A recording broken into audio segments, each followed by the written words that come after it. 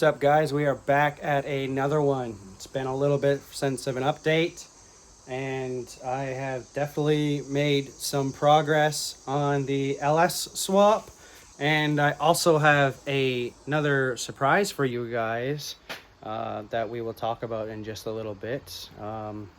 Anyways, so the LS, we now have a complete motor. All accessories are put on, intakes on, throttle bodies on.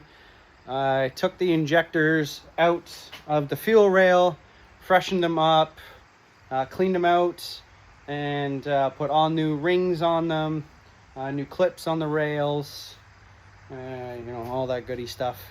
We're closing in on getting this thing ready to fire up. There is really not much I gotta do. I'm gonna have to cap off some of the water pump stuff right there.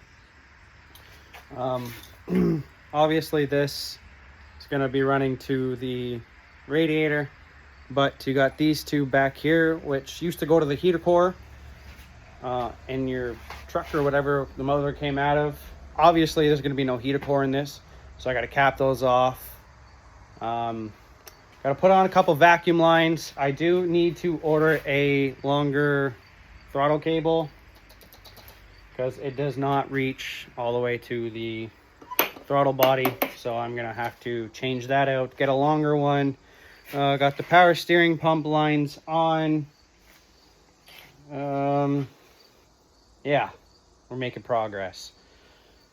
So from here on out, I still have to do the plumbing for the fuel, which I'm probably going to get to either later on after this video or within the next couple days. I gotta put the torque converter bolts in, put it to the flywheel, put the drive shafts in the yoke for the rear ends, get some fluids, do the wiring for the terminator, get that all situated, and then do a little bit of wiring in there to activate my headlights, activate the fuel pump, the fan, all that stuff. That's it. That's all minor stuff. I got no problem doing that. But yeah, we are closing in. It's only a matter of time until this thing is going to be firing up. Honestly, the way I've been going at it, I've been going extremely hard on it lately. I did have to get an entire new front suspension for this thing. So there is new control arms, new ball joints, new shocks. The shocks I ordered actually are a 2-in-1. They are coil spring and shocks. So there's a little bit better reaction with those. I'm hoping it'll keep the front end a little bit higher to keep the ass end down a little bit more to get a little bit more of traction. I did use the factory coil springs still. They look like they're in good shape still, just lots of surface rust, but whatever, no big deal. Ended up getting starter. Eventually I ended up getting short tube headers for now. It's the only thing I could really put out for money right now, being cost efficient. So I got some short tubes for right now. Got them pretty cheap, brand new, delivered to my door. Long tubes are gonna go on eventually, but right now the goal is to just get the motor fired up, make sure everything's good and going, and maybe by next year, before I hit the track on this thing, I can get myself some long tubes and put some long tubes on her, get a little bit more horsepower, get some better sound, all those goodies. But yeah, we are so close still yet so far. I am getting more and more thrilled as I keep wrenching at this. It's the excitement of, my first complete swap. I'm thrilled. I really am. I just want to get it done. I want to fire it up and hear it run and pray to God it maintains oil pressure, that I did everything correctly, rebuilding the motor from literally ground up. I had it as a bare block, if you've seen in other videos. If you have not seen it in any other videos, please check out those videos and you can see the entire builds going on.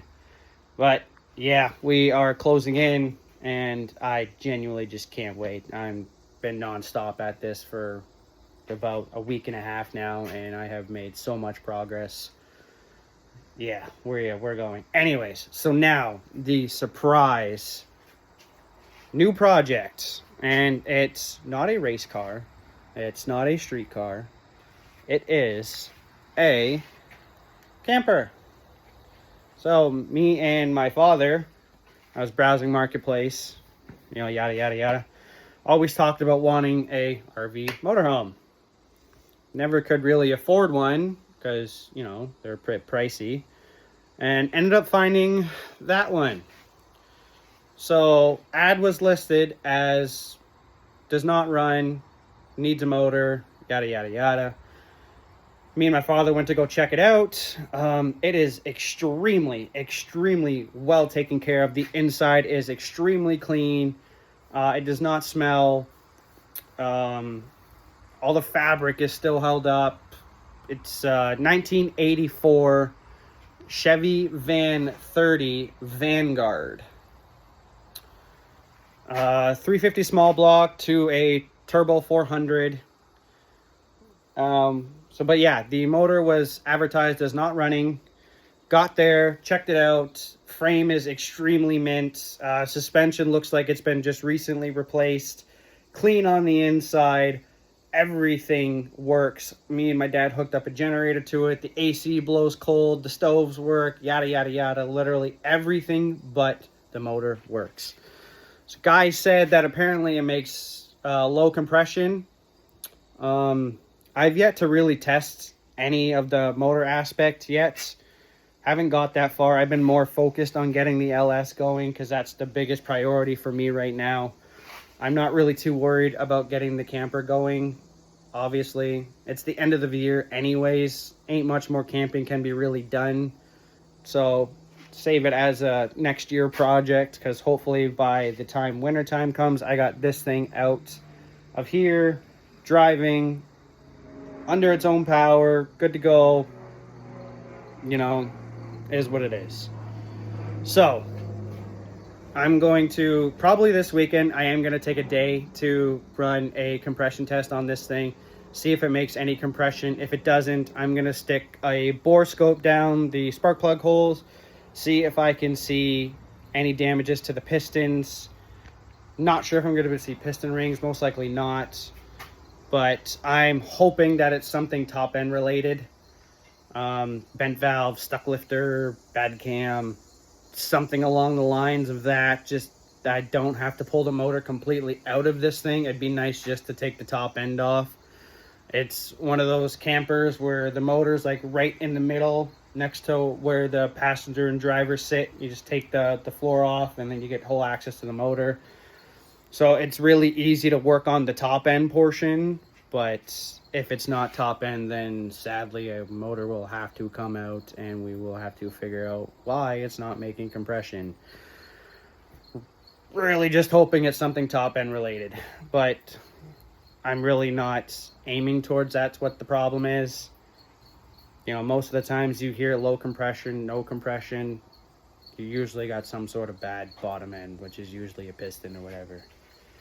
Anyways, we are getting really close with finishing this up.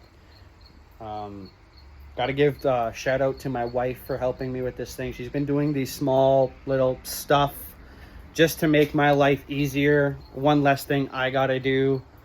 She's actually the one that redid the fuel rail for me. She actually even partially helped me rebuild the motor when we were putting the bottom end in. So big shout out to her there. You know, another shout out to my dad for also coming here, helping me get the motor in. You know, doing that by yourself is not impossible, but it's definitely a lot easier with a second person, you know, able to guide the motor, you know, etc. Anyways, so give me some time. I'm really aiming the next week or two, we will be firing this thing up and seeing how it runs. I'm really close. I'm not going to stop the grind on it right now. I've been out here every day after work, putting on part by part. And now that the whole motor is complete, I have, you know, just the small stuff to continue going from. So we're going to keep going on that. I'm literally going to keep going after I finish this video. Most likely going to start the wiring, get the Terminator X out, start plugging in some sensors and everything, start seeing how all the wiring is going to run,